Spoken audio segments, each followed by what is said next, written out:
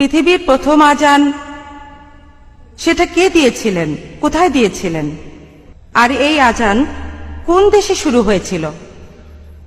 বোন, আপনি প্রশ্ন করলেন যে আজানের উৎপত্তি কিভাবে হয়েছে, কোন দেশে হয়েছে, আর সেটা কিভাবে শুরু হয়েছে।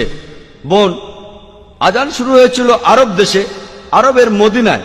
আর সহিহ হাদিসে উল্লেখ করা আছে যে মদিনায় মসজিদ তৈরি করার পর নবীজি এবং সাহাবারা সালাতের ব্যাপারে আলোচনা করছিলেন, কিভাবে মানুষকে আহ্বান করা হবে। কেউ কেউ বলল ড্রাম বাজাও, কেউ বা বলল শাক বাজাও, এক একজন এক এক কথা বলল। হাদিস বলছে তখন একজন লোক, সেই লোক তার স্বপ্নের মধ্যে আজান শুনল। সে শুনল আজানের আওয়াজ, যেটা আমি আগে বলেছিলাম মানুষের কণ্ঠে।